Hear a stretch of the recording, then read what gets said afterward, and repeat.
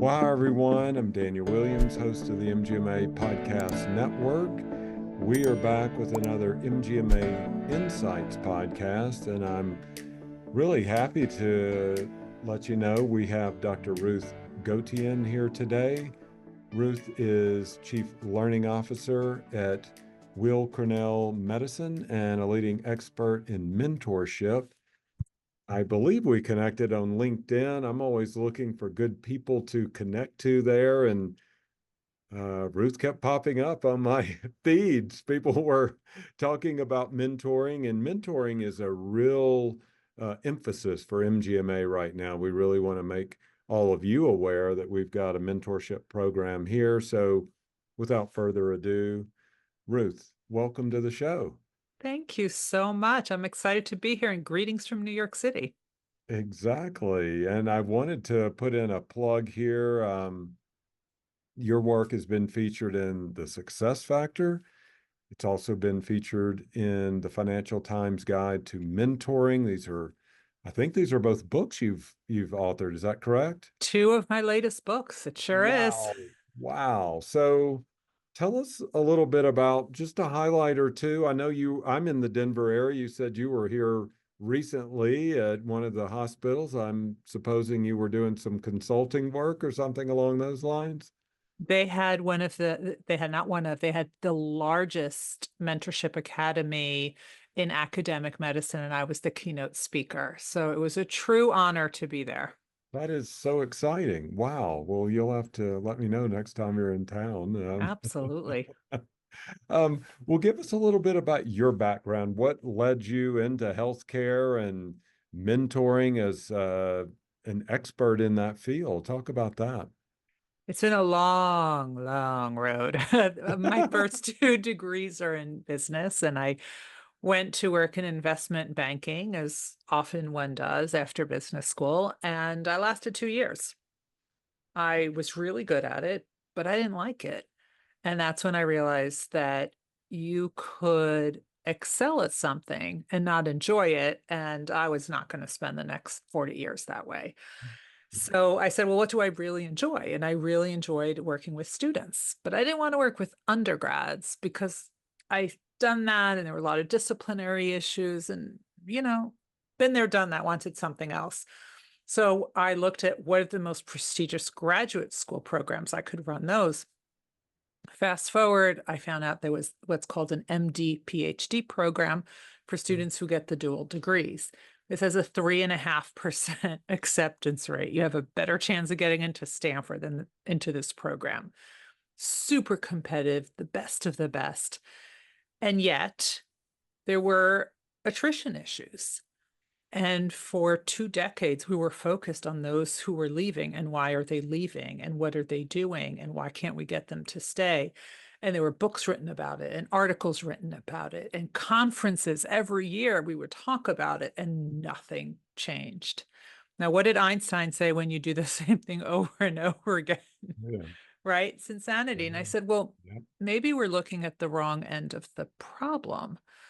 Instead of focusing on those who are leaving, why aren't we focused on those who are staying?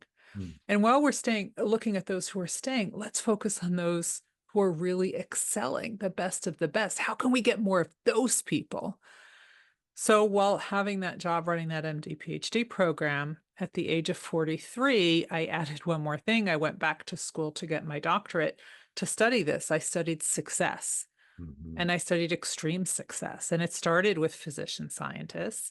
And then when I realized they have these four things in common, not habits, but mindsets, that's when it took me down the rabbit hole of, well, what about astronauts? And what about Olympians and NBA players? And I've been studying high achievers and success ever since. And mentoring played a huge role in that.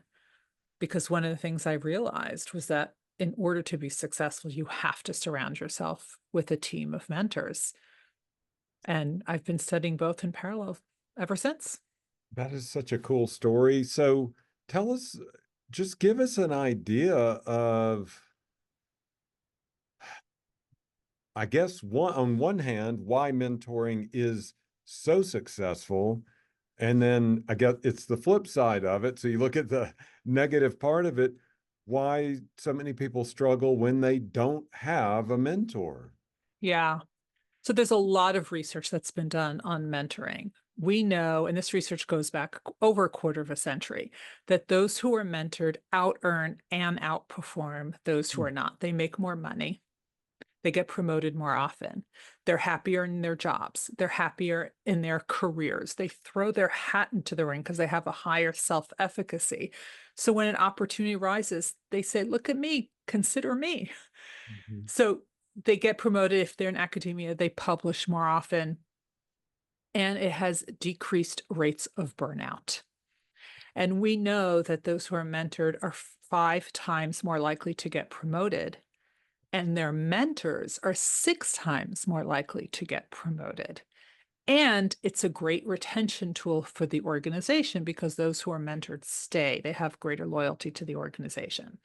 Now, we know all the benefits. It's not a secret. 76% of people understand the benefits of having a mentor, yet only 37% of people actually have a mentor. So where is that disconnect? And part of that disconnect is we were raised, my whole generation, of that mentor has to be someone very senior, right? Older, grayer, wiser. But that is not the contemporary approach anymore. And that will actually give you a lot of blinders if you only have one mentor who is more senior to you.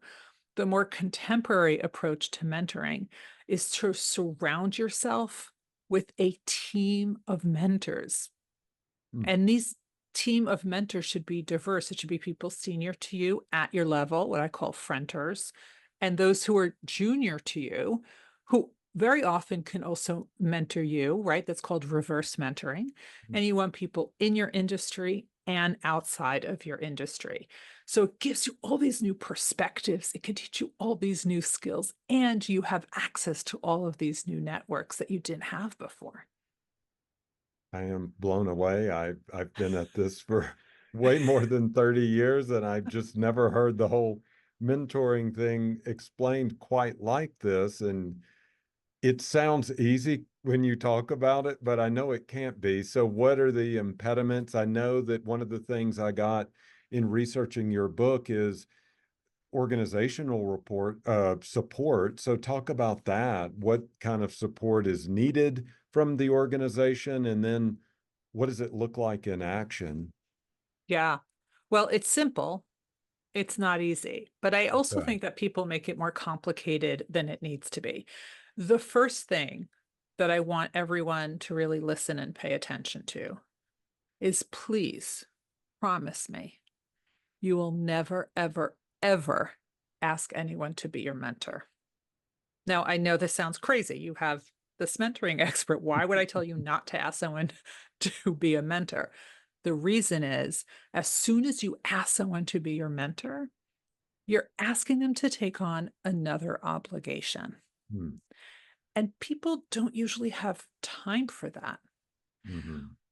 But people do like to help, right? They do like to pay it forward, right? The first part of my research on success was defining success, and people are very concerned about their legacy, what they're going to be known for. And at the end of the day, you're going to be known for the people that you raised up, your mentees. So what you want to do is you don't want to ask someone to be your mentor. Instead, here's what I want you to do. And this is without any organizational support. If you are approaching someone, right? So you might say, you might go up to someone and say, I know you're the expert at this. I'm putting this together. I've done this research. I've done all this work up until this point. I'm stuck on this one area. Mhm. And I know you have a lot of experience in this. Could I show you what I've done and talk to you maybe for 20 minutes? Help me think this through. What am I missing? Where is the gap? Well, that is very different because it's contextual. I know what we're going to talk about. Mhm. I know how long it's going to take. And you've already shown me that you've done the legwork. That's Yeah. very different than help me with my career. But where Right. do I start with that? Right?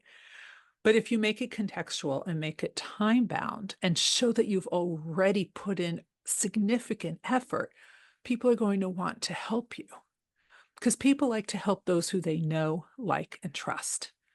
But you have to show them that you are someone that they can get to know, like, and trust. So let's say we meet for 20 minutes. I showed you everything that I've done. You told me where the gaps are. You gave me some ideas, and then I go off. Mm-hmm. Now, the mistake most people make is they go off and never come back. So I go off. I think about everything that you told me, but now I'm going to make another meeting and say, thank you for meeting with me. I took everything you said. I wanted to go over what I finally decided to do, and take you through my thought process. Mm-hmm. Now, maybe I decided to take one of your ideas. Maybe I decided to use one of your ideas as a springboard to something else. Or maybe I decided not to take your idea, but I'm going to tell you why. Mm-hmm. Because now this shows you that I've actually put some thought into everything that you told me, because you gave me your time. That's your most precious resource. Right. So I'm going to show you that I've really thought about this deeply. And now this starts a conversation because people want to really help those that are invested and take the advice and run with it. You don't Mm-hmm. have to take the exact advice. I don't have to do everything you do. Mentors should not be creating mini me's, right?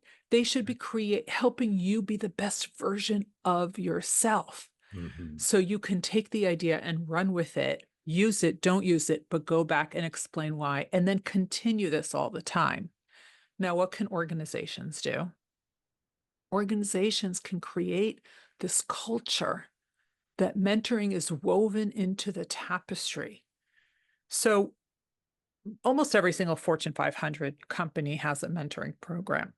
Excuse me. Some of them are great. Mm-hmm. Some of them not so great. And part of it is because the matching is completely random. They'll say, oh, you're both from Denver. Why don't you two work together? Well, not everyone from Denver is the same. So that's kind of Right. ridiculous. Or Right. you're both accountants, or you both went to the same school, or whatever it is. So that doesn't really make sense. However, there are certain groups, and this is especially for underrepresented groups or certain cultures, where asking for guidance is really frowned upon. It's almost seen as a sign of weakness. Mm-hmm. Where here it's a sign of strength. So this creates a platform where you don't have to worry about that. It's already given to you. So we have the on-ramp. Now we need an off-ramp.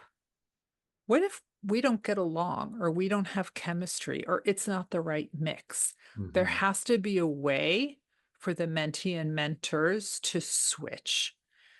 Now we can whole other conversation about how to scale it and do team mentoring, training the mentors, which is never done, training the mentees, which is rarely done, creating opportunities. 61% of mentoring relationships happen organically. Oh, So wow. we need to create opportunities for people to meet each other and start conversations, because not everyone knows how to kick off a conversation with a stranger. Mm-hmm. Right. When I write articles on that, they go viral because people just don't know. They don't Hmm. know. Well, you were pointing out something that was really interesting. You were saying, well, just because these two people live in the same location, or they're both Mhm. in the same job function, or things of that nature, that may not be the best That's not fit. enough. Yeah. So, what is a good fit? I mean, how do you know when you found a good mentor-mentee relationship? Kind of like Match.com or something, but for careers, what's But it's the same idea, yeah, right? yeah. How do you know when you found a good friend? How do you know when you have found your life partner? Hmm.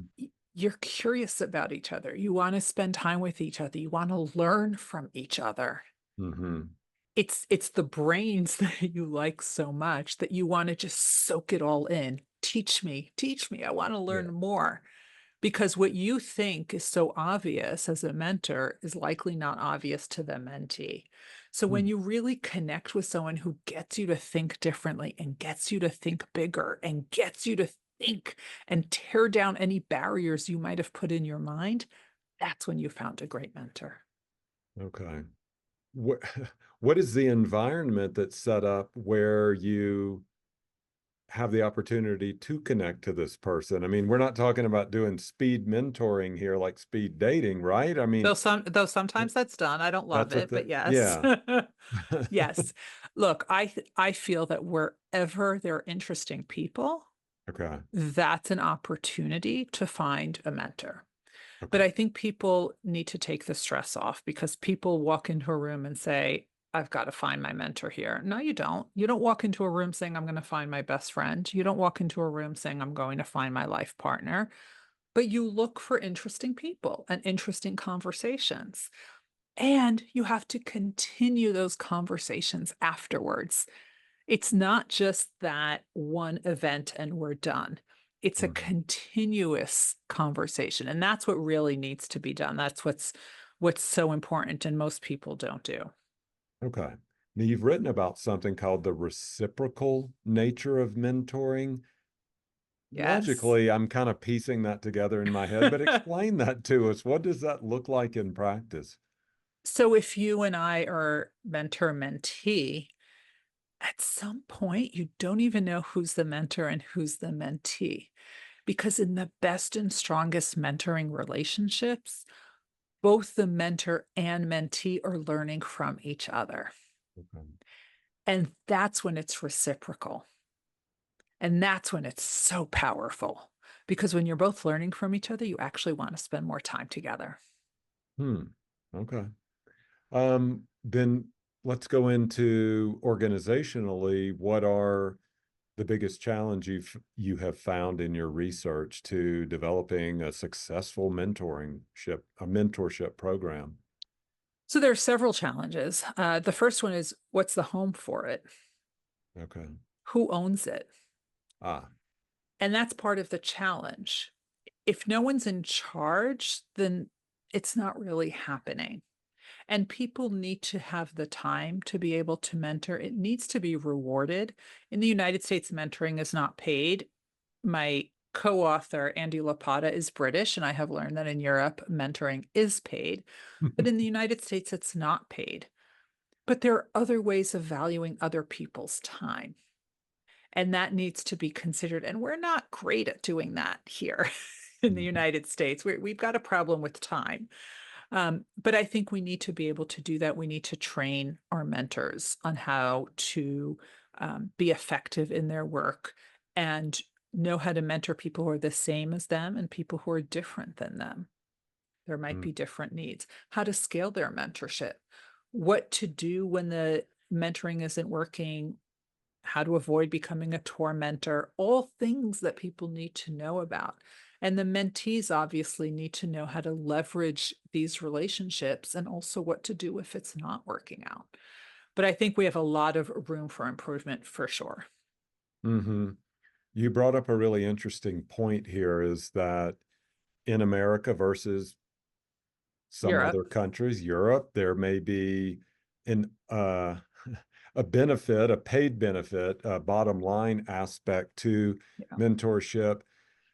A lot of organizations here in the States, I mean, it's a bottom line business. And so this is maybe a more squishy sort of, initially at least, Hmm. soft skills that we're getting Yep. trained on. There's not just like immediately, look, we've increased revenue by 10% through these 3 meetings we've had. I mean, Yep. maybe it's longer term and all of that. So how do you convince upper management? How do you get that buy-in from the organization? This is something we need, and we're gonna have a benefit from this. I can easily make the business case for O- mentoring, Okay. right? So, first of all, we need to define what would success look like. And I think that's the first step that most people don't take. Okay. Is it, and I don't call them soft skills, I call them power skills because it could really give you a lot of power if you know how to do it well. But what would it look like? Would it look like promotions? Would it look like new clients? Would it look like taking on stretch assignments? Would it look like greater curiosity, greater motivation, things that are harder to measure? So I think the first step is let let's identify what it is that we're going to measure. Hmm. And then we know what the benefits are. So you can look at that. We know that it's higher salaries. We know, are they negotiating more? Are they producing more? Are they getting promoted more often? Are they taking fewer sick days because they're not as burnt out as they were? Right? Hmm. These are all ways that we can measure it. Now, if people start becoming more curious and more motivated and more productive, that's going to help the bottom line. And if it helps them to become or maintain being a high achiever, well, we know that high achievers are 400% more productive than an average employee. We also know that it helps the mentor. We also know that it helps retention. And we know that replacing anyone is very expensive and very time consuming. There's another great metric to help the business case for Hmm. mentorship. So that's not a problem. That sounds good. What is a fair time frame then? Say you make the business case, they accept it. Now, Yes. how long and how many different mentorship relationships to then you go back to upper management or the exec team and go, hey, here are some results. I want to show these to you. I think you need to give it time, Okay. because a lot of this is essentially built on chemistry at the beginning, and the productivity takes time. So get that baseline, and then say, in a year, let's see where we are. Did we build up a momentum? Because sometimes that starting ramp might be a little bit longer, Hmm. right? Than when you start plateauing a little bit more. So you want to give it time for that on ramp and say, let's see what's working in a year. Maybe we need to do less one-on-one and more group, Hmm. right? And it's very different for every organization. Yeah. And as far as a successful program, have you measured like what is the percentage of employees at an organization who are involved in the program? I mean, what's a good measuring stick there as well? So we didn't look at that, but what I can tell you Okay. from the organizations that I did speak with, many of the, almost every single Fortune 500 company has it. 92% of the Fortune 500 and 100% of the Fortune 100. So they have it, but having it and doing it well are two very different things. Okay. So do we have it on paper? Are we leveraging it to its full capacity? I've seen some organizations that do a phenomenal job, truly phenomenal job. And then there are some who say, oh, it's mentoring day. So once a year we'll do something. Well, mentoring is more than once a day. A final I question mean, once then. a day, once a year. Yeah, once a year. It's sure. Once a day Um, would be overkill too. that would be a final question then. There's just so much talk now about emerging technologies. There's so much that's helping us do our jobs more efficiently and with AI getting involved. What's going on with mentorship? Or is there technological advancements? Because I was thinking previously it might be face to face. Like you mentioned, two people in Denver, we go meet in a coffee shop, we talk, but Right. now you and I, We we're don't need that. talking from two different parts of the country as well. So what's happening in the emerging side of it from a technological standpoint with mentoring? Absolutely. And in fact, I am literally next week recording a LinkedIn learning course on just Wow, this that's topic. so cool. So mentoring will not replace the human connection. I mean, not mentoring. AI will not replace the human connection. Okay. What it can replace and be extraordinarily helpful with is the back end administrative load, initial matching, scheduling, note taking, action plan, follow ups. Those can all be done with AI. But having the conversation at the end of the day needs to be done to humans. And whether that's done in person or virtually doesn't matter. But for my mentoring, I'm not talking to a bot, I'm talking to a human being. Okay. All right. Well, that is a great place to in this conversation. So Dr. Ruth Gotian, thank you so much for joining us. My pleasure. Thanks for having me. Yeah, that is going to do it for this episode of MGMA Insights. In the episode show notes, I will be putting several links and resources that Ruth was talking about, direct links to her books and other tools that you can access. So until then, thanks to everyone for being MGMA podcast listeners.